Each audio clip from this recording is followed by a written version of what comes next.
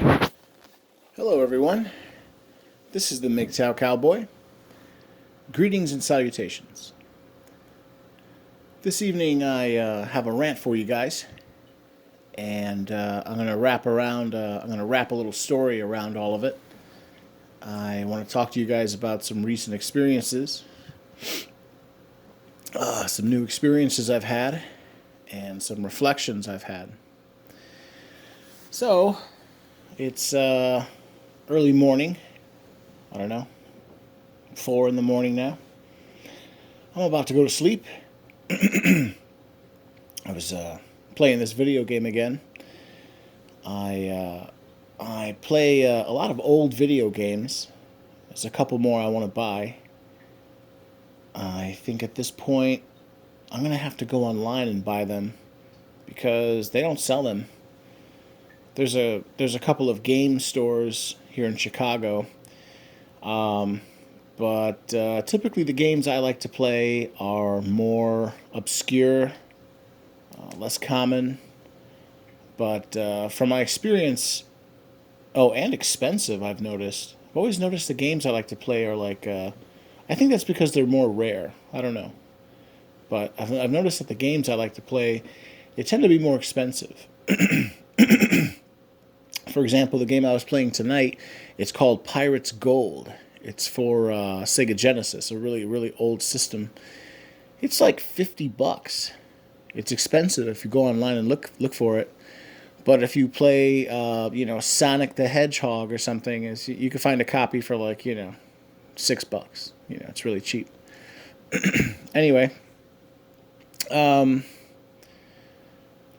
So I was playing this video game. I had today and yesterday off, which is really nice. Tomorrow I work. It's nice. It's nice to have a break. Anyway, I wanted to talk about an experience I had today, and how it kind of relates to just a lot of things that have been going on recently. So, I wanted to pull out some cash. So I went to my credit union, pulled out some cash, and then kind of connected to the credit union that I go to, or my credit union, is like a shopping plaza. So I decided to go in to the other end of the shopping plaza and to do some shopping. There's a supermarket there, and I used to work at the supermarket, the said supermarket. So I anticipate that I'm gonna run into a couple people that I know, and I sure did. But one of them was a total surprise. So I pull out some money, and then I drive to the other end of the plaza. I get out, and I'm reaching. I'm reaching for my cowboy hat. I'm kind of well dressed. I'm in a collared shirt. I shouldn't say well dressed, but I'm kind of well dressed. I've got all my jewelry on. I reach for my cowboy hat, and while I'm pulling it out, literally within seconds after parking, 10 seconds after parking, I'm out of the vehicle. I'm reaching for my hat, and this black SUV pulls up right next to me, which seemed a little obtuse at the time. I can't help that. I must say that I noticed it. I noticed that it was weird that I'm in this huge parking lot with like 5 cars. This car could park anywhere. It parks right next to me, and it kind of comes up kind of quick. It's a dark, all black SUV, tinted windows. Yeah, within seconds. And then the window, the left side, the driver's side window goes down, and I see a friend. I see a previous coworker staring at me, and I say, "Oh, his name is Emilio." I say, "Emilio, hey, what are you doing, man?" And he looks at me. He says, "Oh, cowboy." Or the first thing he says is "Yeehaw." He would always do that. I don't know if it was a dig on me or if it was I don't know, his way of I don't know, celebrating seeing me. But yeah, it led to this long conversation. We had like this half-hour conversation. It was really, really rough for me. The first, whatever, 10 minutes were probably pretty easy, but it was really cold outside. No joke. I was talking with him for at least 20 minutes. I'd say between 25 and 30 minutes. Him and I were talking. We were catching up. I had not seen him in over a year. And I just wanted to bring up how I don't want to call him and I kindred spirits, but in many ways, I think this guy would be perfect for the Mgtow, for the Brotherhood, if you will, or as Kingy Mgtow calls it, the silent order of men that we are, that are we the Mgtow. So yeah, again, I pull up. I get out. I'm grabbing my hat. He pulls up. He lowers his window. We have this long conversation, and we're mostly talking about the poke or the jab. And I love the train of thought. I love this guy thinks exactly like we do. He he's my age. I think he's 1 year older than me. He's a Chicago native. I think he served, or no, I'm sorry, he didn't serve. He served time, if that makes any sense. If you guys understand that, which is not good, but at least it's fair to say, he paid his due. He paid his due to society. He has a daughter. I think his daughter's 9 years old. I think he mentioned his daughter's 9 years old now. And just right away, we're just talking about right away. I mean, with not, it doesn't take a minute. He knows exactly how I think. I know exactly how he thinks. We start talking about like, oh my goodness, have you been watching the news? Have you been searching all the developments about the poke or the jab, and how it's causing all these problems, and in men under 40 it's causing, what is it, pericarditis, myocarditis. And he starts talking about like, oh my god, have you seen the dozens and dozens, literally dozens and dozens, well over 100 very famous football players, soccer players, all these professional athletes, dropping dead. And how, he was just talking about how, for example, the mass media doesn't really report it.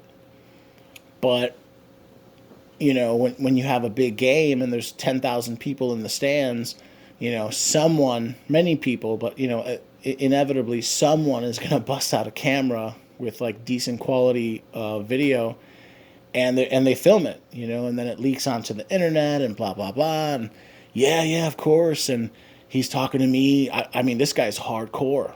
It's totally respectable. I had to offer my phone number. I had to offer my phone number to him, and he's talking to me, and he's just like, yeah, man, I won't even let my daughter go back to school.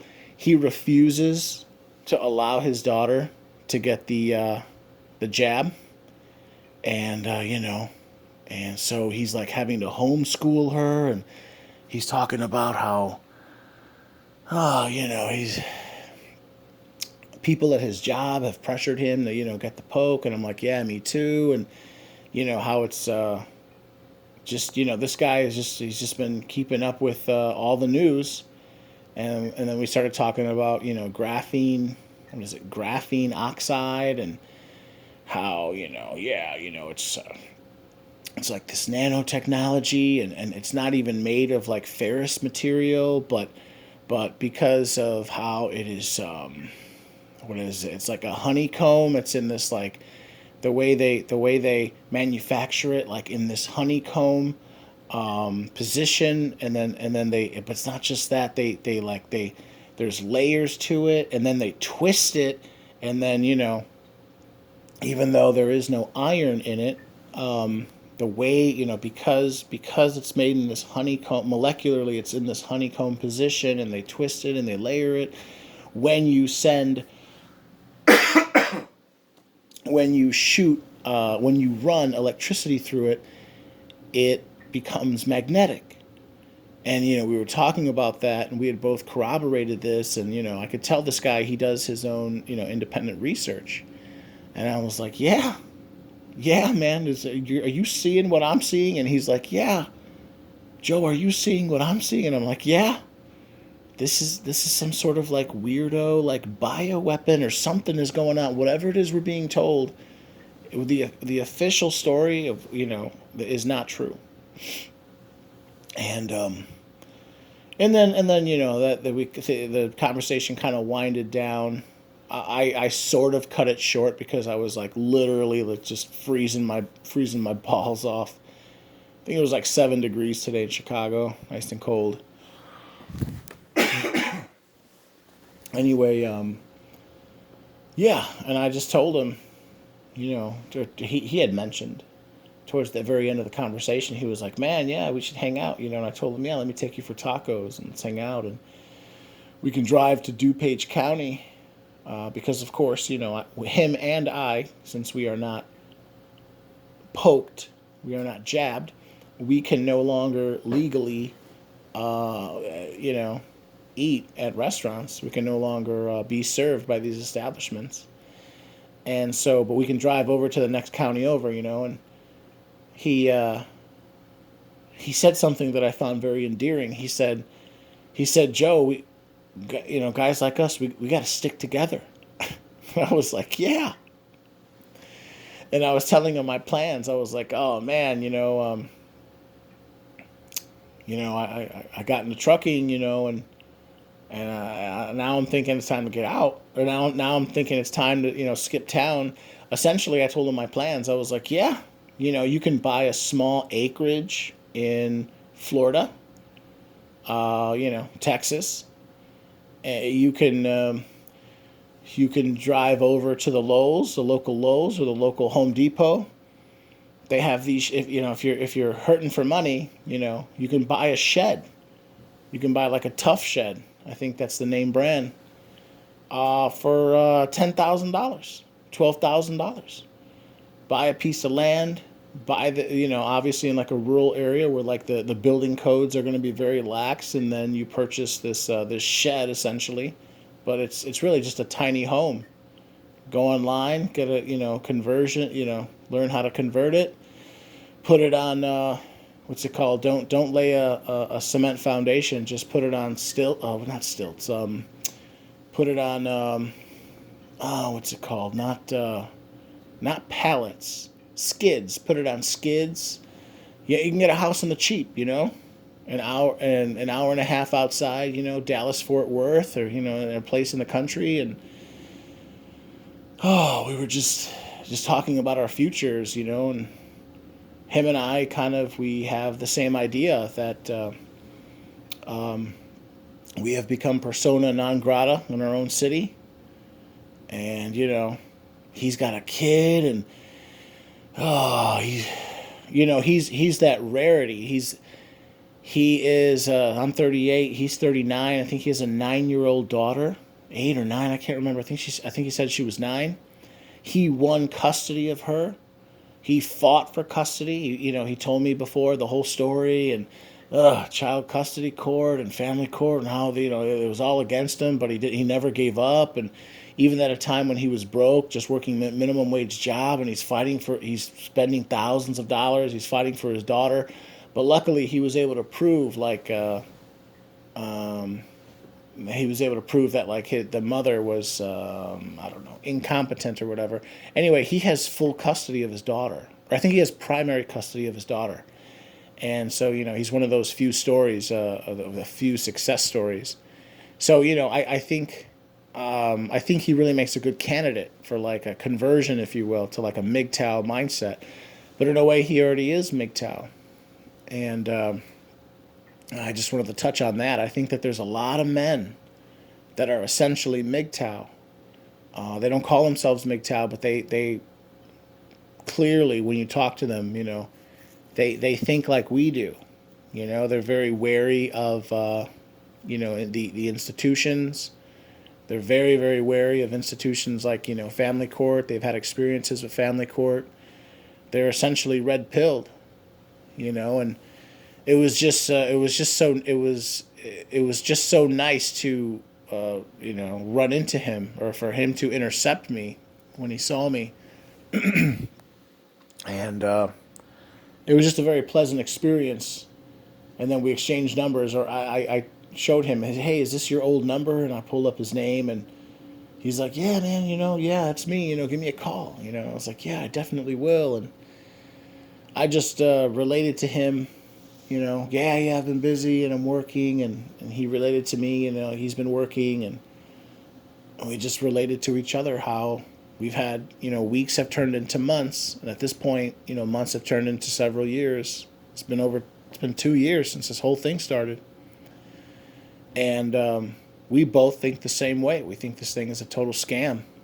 Or not the actual disease, the actual thing that's causing these problems, these people feeling uneasy, the sickness. We think, I think the sickness is real. So does he. But it's just like essentially the common cold. It's the latest greatest influenza, if you will. But it's just the reaction to it. The whole coordinated. How all the world governments and institutions are working in lockstep together, and that whole part, we don't like, and we see that as like, what am I trying to say? Basically, it's the world gubernatorial response. All these government agencies. That's what scares us. Because we think that it may have been planned or whatever. Anyway, yeah, I just wanted to share that with you guys. It was a very interesting experience. It was so cold outside. I basically said, "Yeah, man, listen, I gotta go in the store and do a little shopping, and then I gotta leave. But I gotta leave you because it's so cold." He's in his SUV, and the warm, the vents are blowing warm air. So I cut it off. He was so content to also run into me. And I just wanted to mention, he specifically mentioned, he was like, man, people like us, we got to stick together. And he also mentioned how it's getting to the point where people in society are starting to like single us out. And I related to him that I agree that we're sort of becoming like, I don't know, like people are starting to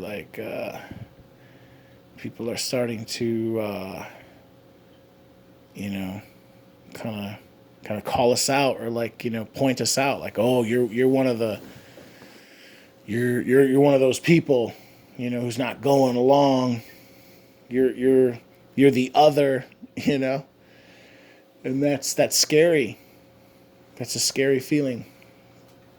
So I just wanted to mention that as well. And I'm serious. I told him, hey man, Texas, Florida, Tennessee, the South in general is just looking better and better every day. So I don't know. If I had to guess, I would say this is going to be the year. There's nothing holding me back here. There's nothing holding me in Chicago. At this point, most of my family has moved away. There's nothing holding me here. I don't own any property here. I have no children, no wife. Oh, I think it might be a good time to raise stakes. So, anyway, yeah, I guess I'll leave it at that. I just wanted to share that experience I had. Again, just another day. I happen to have the day off. I wanted to do a little bit of shopping. Ran into an old friend or an old colleague, and we had a very good heart-to-heart. And I was happy. I was so happy to hear that he has not fallen into just that trap of just being convinced or pressured or cajoled or coerced. He won't do it. He won't allow his daughter to get it. He won't get it. Apparently he's homeschooling her, and just it was a great conversation. I'm glad to see it's inspiring. You know, and he's a very responsible father. I'm gonna work on him. Try to try to convert him. He would be the perfect convert to Mgtow. Yeah. So anyway, I guess I'll leave it at that. Gentlemen, I hope all of you are doing well. Stay strong during these times. You know, if you guys are purebloods, try to stay that. And you know, just remember, just keep the idea in the back of your mind that you know, as cliche as it may sound, you are not an animal. You are not an animal, and they, you know, even though, you know, the government may tell you that, you know, you got to do what they say, you got to start injecting, you got to allow them to start, you know, pumping you full of chemicals. No, you don't. And remember, they're just people too. They're you know, what makes them inherently more important than you? Nothing. I mean, their authority. What is their authority based on? I don't know. As I've gotten older, it seems like it's not really based on anything except their insistence that you do what they say. Otherwise, they will do violence to you. So, anyway, I guess I'll leave it at that. Everyone, this is the Mgtow Cowboy. If you guys like my content, please like, please comment, please subscribe, and please share. And I'll leave it there. And you gentlemen, take care. All right, bye now.